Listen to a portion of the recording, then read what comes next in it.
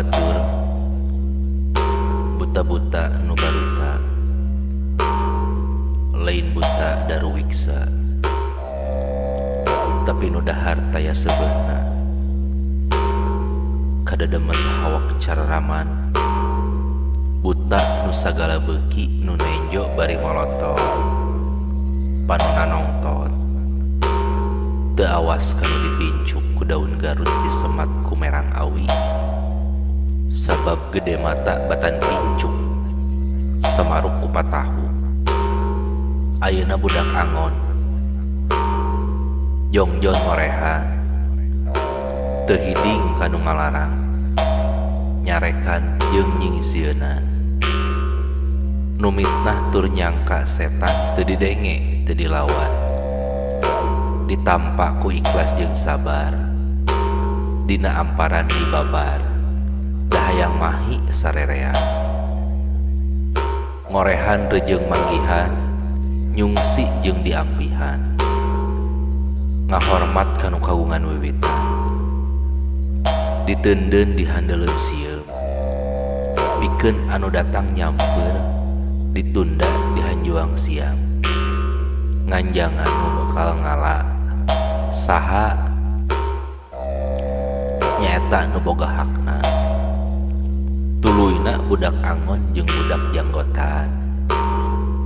regepkeun tuh langit belah kulon geus beureum dibarengan ku nu saliduru sadulur saturunan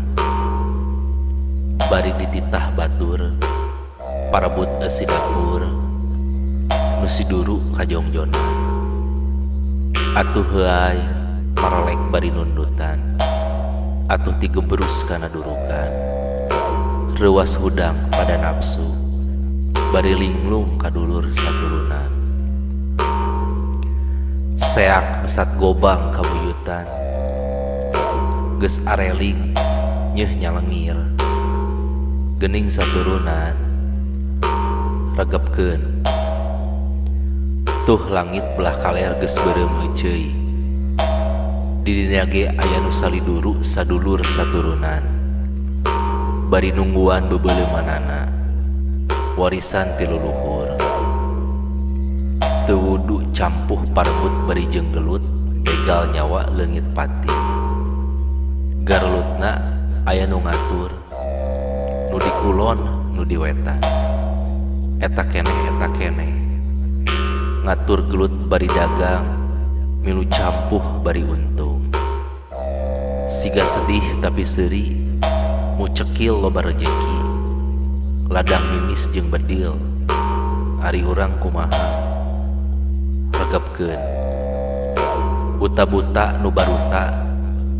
garelut deui pada parebut pakan kosong nya datang nu boga hakna buta teh areraeun gelutna bari henteu kabaragean sabab beak dipake mayar hutang regepkeun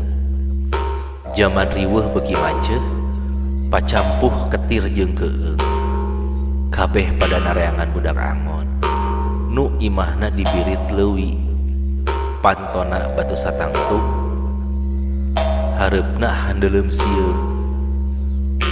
tihangna hanjuang siang babarengan jeung budak janggotan bejana geus nindak di lebak cawene bari buburak ku panglai beunang ngunum 7 taun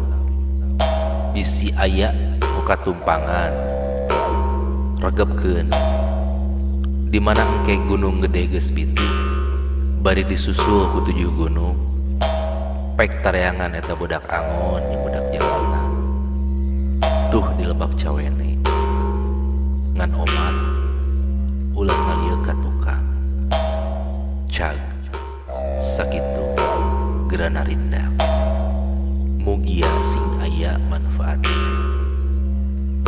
ieu naskah dokumentasi kenging Ibu Haji almarhum Neti Medina. Hatur nuhun.